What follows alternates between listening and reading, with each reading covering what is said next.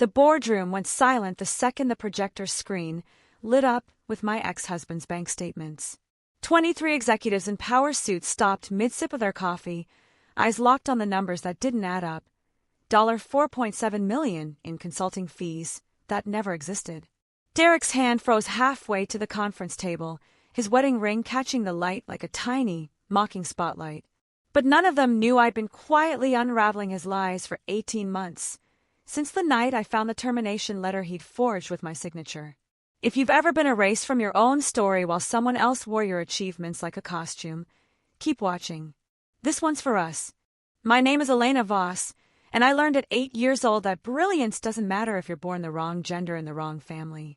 My older brother, Silas, was the heir apparent to Vos Pharmaceuticals, our mother Lorraine's biotech empire worth $600 million. Silas had average grades, mediocre ideas, and a talent for networking at golf clubs. He was leadership material. I had a photographic memory, early acceptance to Johns Hopkins, and 3 published research papers before I turned 21. Lorraine called Silas her vision. She called me her little workhorse. When I developed a breakthrough treatment protocol for autoimmune disorders during my postdoc, Lorraine smiled tightly and said, "That's lovely, dear. Silas will present it to the board. You know how intimidated they get by women in lab coats." When Silas botched a quarterly presentation so badly that 2 investors walked out, Lorraine threw a dinner party to restore confidence in leadership. I stopped trying to be seen somewhere around age 26. Instead, I focused on being exceptional. I published. I innovated. I led research teams that won international awards. By 32, I had 6 patents and a reputation as one of the brightest minds in regenerative medicine. But at Vos Pharmaceuticals, I was still just Silas's little sister who's good with science. Then I met Derek Chun at a medical conference in Boston. Derek was a pharmaceutical sales executive, charming, attentive, with an MBA from Cornell and a smile that made you feel like the only person in the room. He listened when I talked about my research. He asked intelligent questions. He didn't flinch when I corrected his misunderstandings about cellular biology. "You're extraordinary," he told me on our 3rd date, and I believed him because nobody had ever said it before. We married 8 months later in a small ceremony. Lorraine didn't attend. She was finalizing a merger in Switzerland. Silas sent a fruit basket. Derek moved into my brownstone in Cambridge. He said he admired my dedication, loved watching me work late into the night, wanted to support my dreams. What he actually loved was access. I was too buried in my research to notice the small things at first. How he'd ask detailed questions about my projects over dinner. How he'd photograph my lab notes, claiming he wanted to understand my world better. How he befriended my research assistants, my colleagues, my mentors. Then came Project Revita. It was my magnum opus, a gene therapy treatment that could regenerate damaged neural tissue. 3 years of 18-hour days. Failed trials. Breakthrough moments at 3 a.m. The kind of work that consumes you completely because you know it could save millions of lives. I told Derek everything. Every obstacle. Every triumph. Every pivotal discovery. He held me when I cried over failed trials. Celebrated with champagne when we hit milestones. Called me his genius wife. I thought I'd finally found someone who saw me. The email arrived on a Tuesday morning while I was reviewing trial data. Subject: termination of employment, Dr. Elena Vos. My hands shook as I read it. Effective immediately. Inappropriate use of company resources. Violation of research protocols. Ethics investigation pending. My signature sat at the bottom of a document I'd never seen, approving budget overruns I'd never authorized. I stormed into Lorraine's corner office overlooking Boston Harbor. "What is this?" I slammed my laptop on her desk. My mother barely looked up from her phone. "Exactly what it says. The board voted unanimously. You're suspended pending investigation." "Investigation of what?" "I've never violated a single protocol. You approved $2.3 million in unauthorized equipment purchases." Lorraine finally met my eyes, her expression carved from ice. "Using company funds for personal projects." Derek brought us the evidence himself. The room tilted. "Derek, your husband came to us 3 weeks ago. Very concerned. Very reluctant." Lorraine's mouth curved into something that wasn't quite a smile. He showed us expense reports with your signature, emails where you discussed hiding costs. He was terribly conflicted about exposing you, but ultimately his integrity won out. I couldn't breathe. That's impossible. I never. He also informed us about Project Revita. Lorraine stood, smoothing her St. John's suit. How you've been developing it using Voss resources while planning to patent it independently. Did you really think we wouldn't find out? Revita was assigned to me by this company. I have every right. Not anymore. Lorraine walked to her window, dismissing me with her posture. Silas will be taking over your research division. He's already been briefed on all your projects, including Revita. The pieces clicked together with sickening clarity. Derek, the questions, the photographs, the late-night conversations where I'd walked him through every detail of my breakthrough. He hadn't been supporting me. He'd been stealing my playbook to hand to my family. I didn't cry. I didn't collapse. I smiled, nodded, and walked out of that office with my head high. Then I drove straight to my college roommate's law office in Cambridge. Tessa Morales specialized in white-collar crime and had a reputation for destroying people who thought they were untouchable. She took one look at my face and poured 2 glasses of scotch. Tell me everything. I told her about the forged documents, the false expense reports, Derek's systematic infiltration of my professional life, the way Voss Pharmaceuticals was built on my innovations while giving credit to Silas. Tessa leaned back in her leather chair, fingers steepled. Do you have proof that Revita is yours? Every lab note is in my handwriting. Every breakthrough is documented in my personal research journal, the one I keep at home, not at the lab. Every preliminary patent application has my name as sole inventor. And Derek has access to everything in my home office. My voice went flat. I trusted him completely. Tessa's smile turned predatory. Good. Let him think you still do. Over the next 18 months, I became someone I didn't recognize. Publicly, I played the role of devastated wife, standing by Derek as he reluctantly testified at my ethics hearing. I was suspended without pay, my professional reputation shredded. Colleagues stopped returning my calls. Research partners distanced themselves from the disgraced Dr. Voss. Derek played the supportive spouse beautifully, comforting me, encouraging me to start fresh in a new field, suggesting I might be happier as a medical consultant. Meanwhile, he'd been promoted to VP of Strategic Partnerships at Voss Pharmaceuticals, Lorraine's new favorite, Silas's right-hand man. Like this video if you want to see how I destroyed them all. Privately, I was building a case that would incinerate everyone who'd betrayed me. I hired a forensic accountant who discovered something beautiful. Derek had been sloppy. The forged signatures didn't quite match my handwriting, close enough to fool my family, but not close enough to fool an expert. The expense reports contained approvals for purchases made on dates I could prove I was out of the country at conferences. I secured my original research journals, complete with dated entries proving every stage of Revita's development. I contacted former lab assistants who confirmed I'd worked alone on the breakthrough protocol.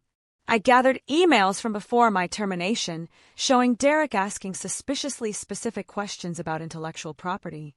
And then I found something even better. Tessa's investigator discovered that Derek had been funneling Voss Company money into a private account, supposedly for consulting services from a firm that didn't exist. $4.7 million over 2 years, hidden in the budget categories I'd allegedly mismanaged. He hadn't just framed me. He'd been embezzling, using me as cover. The plan crystallized. I would wait until Voss Pharmaceuticals announced their biggest product launch in a decade. Silas presenting his revolutionary neuroregeneration therapy to investors, board members, and the FDA. Project Revita. My life's work. Wearing my brother's name. Then I would detonate the truth in front of everyone who mattered. The Voss Pharmaceuticals headquarters gleamed like a monument to corporate power, 42 stories of glass and steel overlooking Boston Common. The executive boardroom on the top floor could seat 50 people comfortably. Today, it held 63. 23 board members, 15 major investors, 12 FDA representatives, 7 journalists from medical publications, and 6 family members, including Lorraine, Silas, and Derek. I wasn't invited, but I came anyway. Security tried to stop me at the elevator. I smiled and showed them the shareholders' document Tessa had secured. I still owned 3% of Voss Pharmaceuticals from a trust fund Lorraine couldn't touch.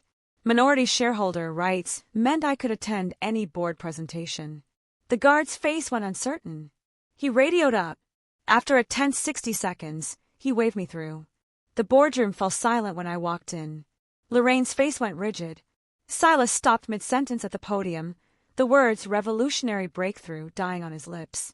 Derek, sitting in the front row beside the investors, went absolutely white.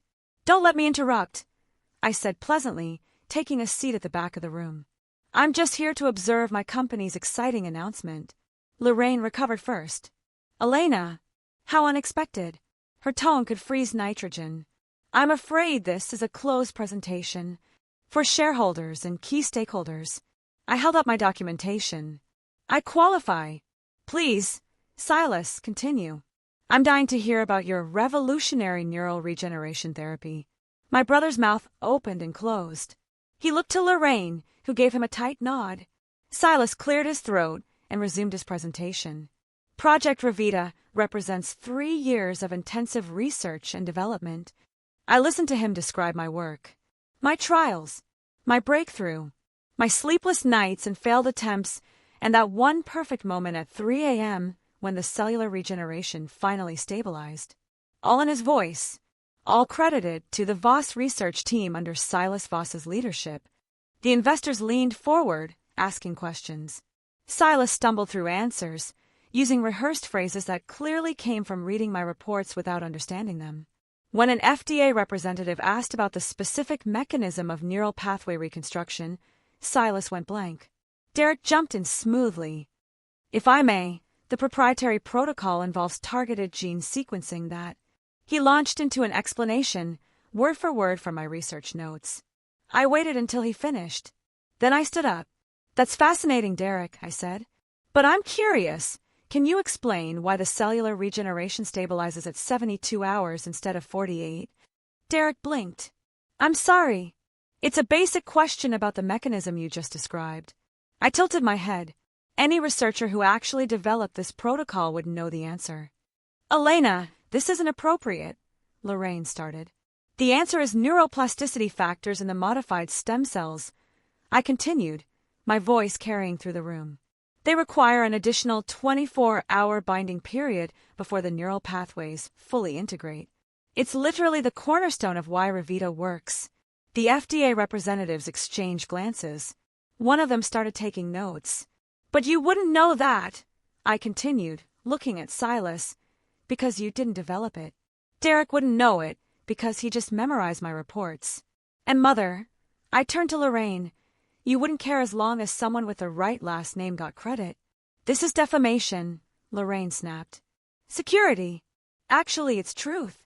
Tessa appeared in the doorway, an immaculate figure in a charcoal suit, carrying a leather briefcase. "Tessa Morales, legal counsel for Dr. Elena Voss. I have evidence that might interest this assembly. Subscribe so you don't miss the next 2 minutes of destruction." Tessa moved to the front of the room with the confidence of someone holding a royal flush. She connected her laptop to the presentation system.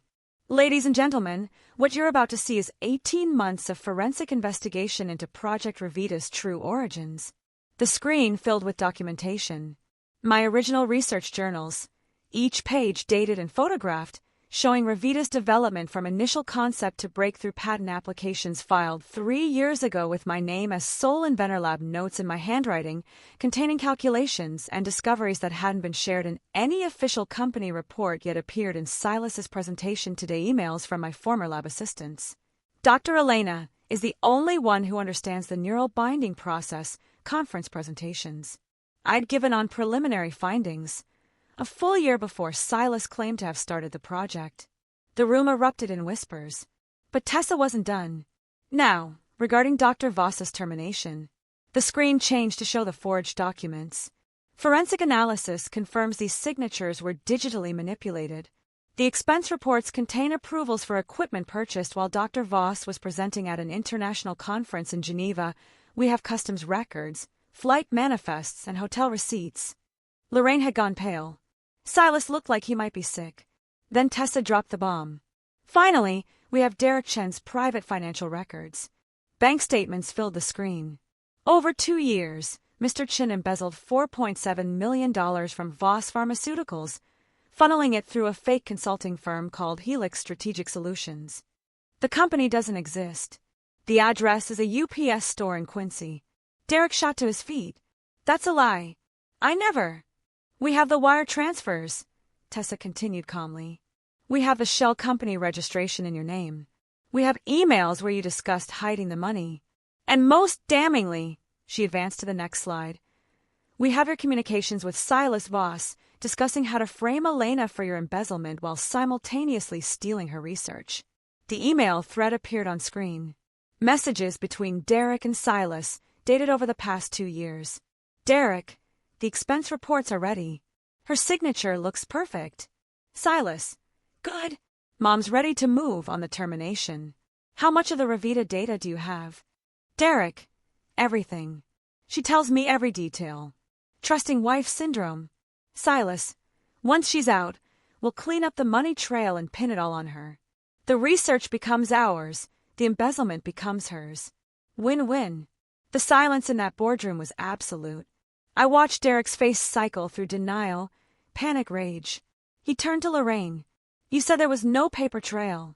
You promised. Shut up, Lorraine hissed, but it was too late. The FDA representatives were already standing. One of them spoke into his phone.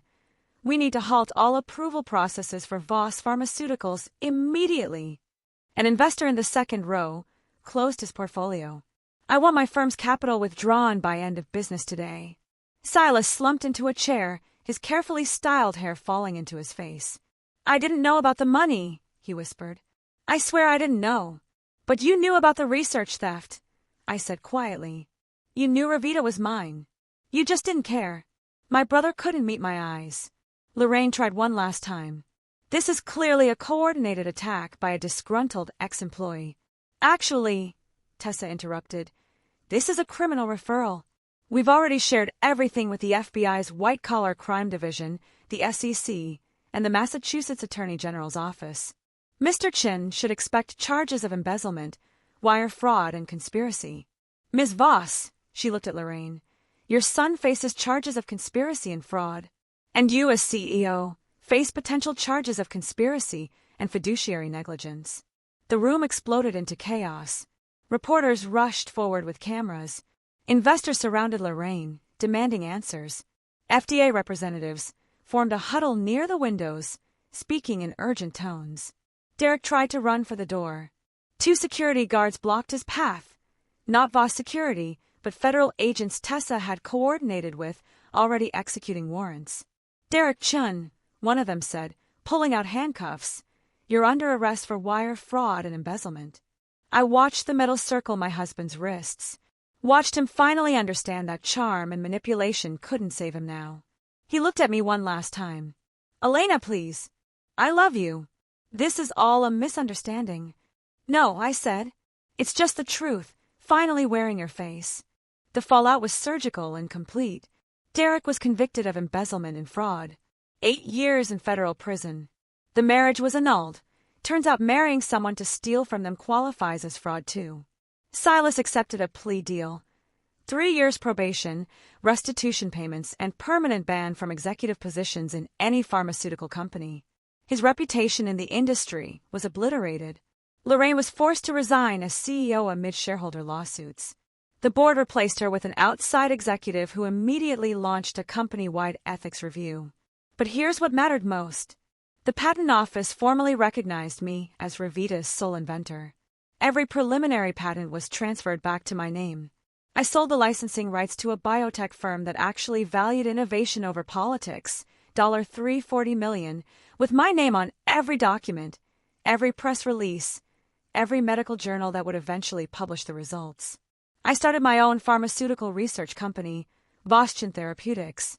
The name was deliberate, a reminder of everything they tried to take, rebuilt under my terms. Our first hire, 3 researchers from Voss Pharmaceuticals who'd watched my work get stolen and sent me anonymous evidence during the investigation, whispering.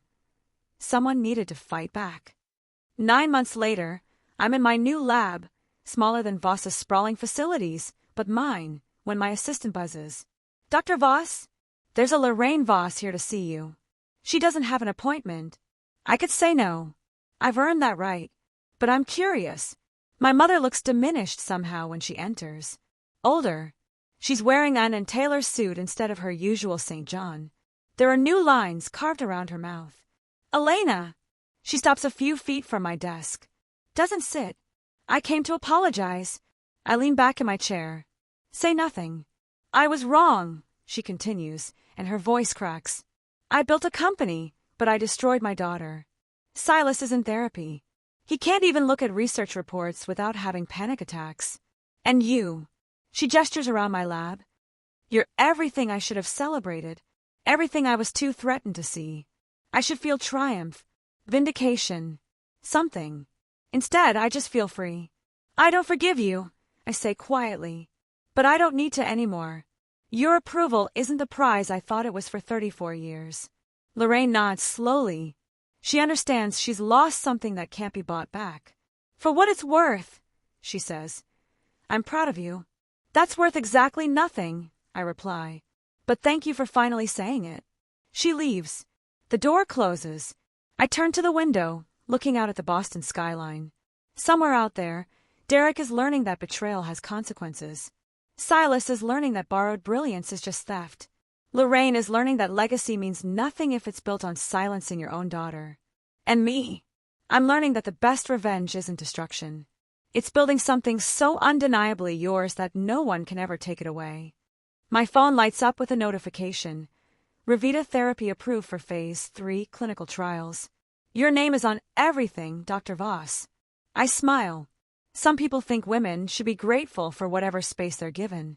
I'm not interested in space anymore.